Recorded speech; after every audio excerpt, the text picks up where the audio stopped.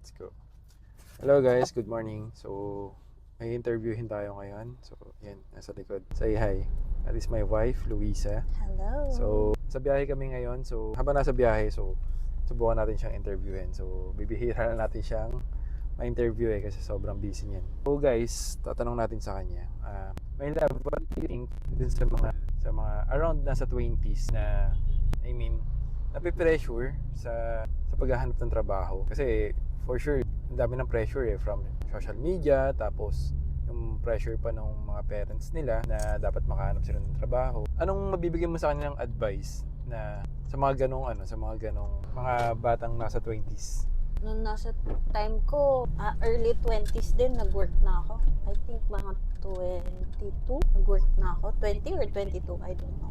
Paano, anong ma-advise mo sa mga, gusto naman nila na mag-work pero hindi sila makahanap ng work? Well, sa panahon kasi ngayon, napansin ko sa mga ganong age bracket, parang mas focused sila na maghanap ng gusto nilang sahod. Siyempre, lahat tayo gusto natin ng mataas na sahod. Sino po may ayaw, di ba?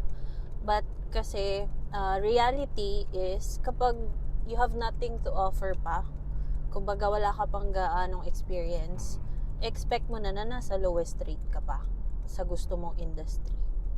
But if you are willing na, if gusto mo na mataas yung rate mo, then I suggest na i-expand mo yung knowledge mo by, siguro self-study or internships, ganyan.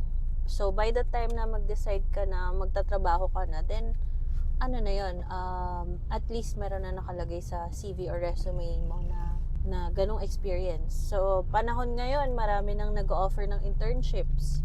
So, yun, maganda siyang maging stepping stone, kumbaga. So, technically, kung nasa 20 sila tapos, kunyari, wala pa silang mahanap na trabaho. So, wag silang maging choosy sa trabaho nila na makukuha. So, as long as magkakaroon sila ng experience, so, kahit di nila gusto yung trabaho. Not to the point na hindi mo gusto yung trabaho. Kasi, at the end of the day, ikaw yung mahihirapan din. I-make sure nyo lang na yung pipiliin nyo will be worth your time. Pero, di ba, lahat naman ng trabaho is technically mahirap talaga siya. Yes, walang trabahong madali. Except na lang talagang kung nasa ka na, ibang level ka na, yung knowledge mo talagang. Pero if you're a beginner and still learning, expect mo na yan lahat, mababang sahod, mahihirapan ka sa umpisa kasi nga wala ka pang enough knowledge para magawa yung mga requirements dun sa trabaho na yun. Pero lahat naman kasi natututunan if you are willing enough to learn. Magiging madali din siya eventually. Yes. So, Kasi kung sabihin na natin HRM graduate ka pero gusto mo mag-VA, ganyan. Expect mo na masyado siyang malayo sa kung ano yung napag-aralan mo and magiging mahirap talaga siya. So if gusto mo yung industry na yon, you have to do something na maging madali siya para sa iyo. Parang gano'n. So, para mabigyan natin ng context yung mga listeners natin. Ano ba naging trabaho mo, my love, nung nasa 20s ka? Para makita nila kung ano talaga yung mga different experience mo. Makita sige. nila kung saan ka talaga nag-start. Isa-isahin natin yung pinaka-first job ko. First job ko I was a secretary sa isang... Ilan taong ka nito? Siguro mga 2021, ganyan. I was a secretary sa isang... Pero graduate ka ng... HRM. Hindi. HRM. Graduate ka ng HRM. Kasi ilang taong ka graduate? Fresh graduate lang ako nun. So, 21, fresh graduate ka na? So yun, nag-work ako as a secretary sa isang electrical company. So, HRM from electrical? Yes. So, ang work ko noon is secretary. Ang ginagawa namin dun sa electrical company, nagpupunta kami sa mga hotels, sa mga buildings, to check their electrical connections, kung meron bang mga hotspots na kailangan ayusin, yung mga ganon. So, nagre-record ako noon, ganyan, manual data. And then, after that, kinocompile ko siya sa isang report para ipasa namin dun sa building management. So, yan yung first work ko. To cut you, dun sa first work mo, syempre from HRM na graduate. Tapos, nag-electrical. So, technically, sobrang layo Yes. yung ano mo, yung course mo dun sa trabaho mo. Oo. Pero, nung una ka ba nag-apply dun sa electrical company na yun, kinonsider mo yung salary? Kinonsider mo ba yung malayo to sa tinapos kong course? May mga ganun bang consideration? Actually, hindi. Gusto ko lang talaga makapag-work nun. Gusto ko lang ng sarili kong pera, ganon, kumbaga. Okay, so basta lang, mapag-work ka lang. Okay. So, ano yung next job mo? Next job, At ilang taong ka naman ito? next job ko yung sa bar ko na. So- Hindi, sorry. Nag-work naman ako sa warehouse ng tita ko, sa Coca-Cola. Naman, meron siyang Coca-Cola distributor na warehouse. Nag-work ako doon as yung parang taga-monitor ng mga deliveries, ganyan. Bookkeeper, parang gano'n. Oo. bookkeeper. Yun yung next na work ko. Nagre-receive ako ng mga orders, nagdi-dispatch ako ng orders, at saka nag-check ng inventory. Yun naman yung sumunod ko. Ilang taong ka naman ito? A year, 23. 23, ganun. okay.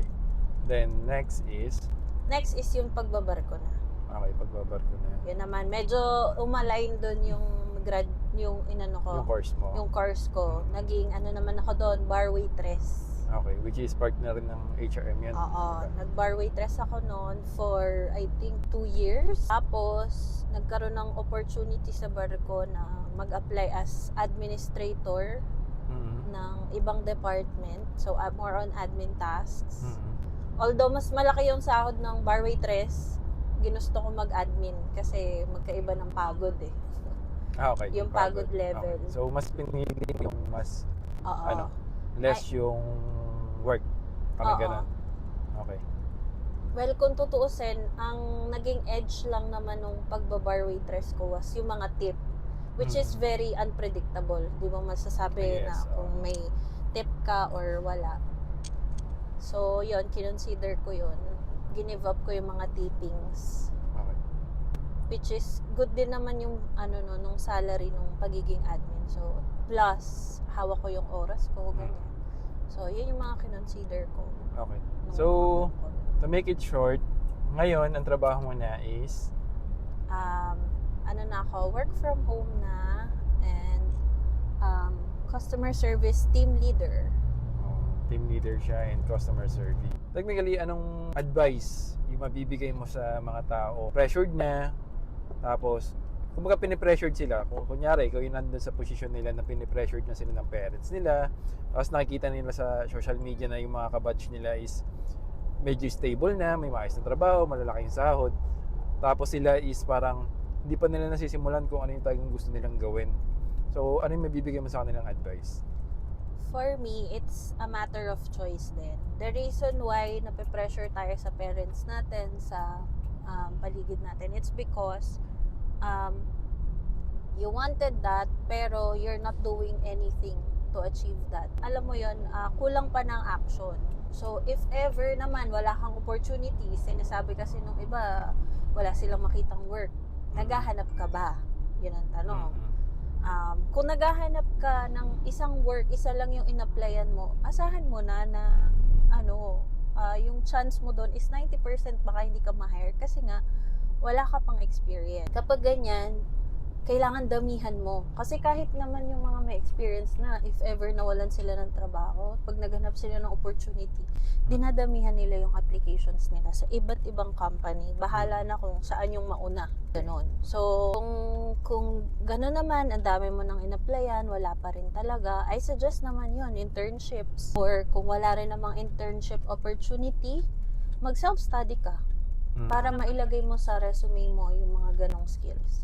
Para the So, next time na mag-apply ka, confident enough ka na pag in-interview ka, oo, alam ko yung tool na yan. So, ano namang mabibigay mong advice dun sa pinipressure sila ng parents nila? Pine-pressure ako kasi parent na rin kami ngayon. Although bata pa yung mga anak namin. Pero as a parent, I understand na syempre gusto rin naman nila na makita nila yung mga anak nila na nagtathrive. So, pakita nyo lang sa magulang nyo yung eagerness. Kasi minsan yung mga kabataan ngayon na So, technically, kaya sila pinipressure ng parents nila dahil mahal sila ng parents nila. yes, Oo. technically. At saka kasi nakikita nila na akala nila wala kang ginagawa. Kasi yun yung nakikita nila. So, papakita mo rin sa kanila na kung nag-enjoy ka sa life mo as binata or dalaga, dapat pakita mo din na gumagawa ka rin ng way para alam mo yun, magkaroon ng work. Hindi yung panay kagala, lagi kang nasa ganitong lugar with your friends. Hindi ka nila nakikita na naghahanap ka ng trabaho, hindi ka nila nariringgan na, hoy, nag-apply ako sa ganito. Yung mga ganon. Keep them in the loop, kumbaga. So, communicate with your family. Show some interest sa paghahanap ng trabaho. Para hindi nila sabihin na, ano ka ba? Wala ka bang plano sa buhay mo? Ganon.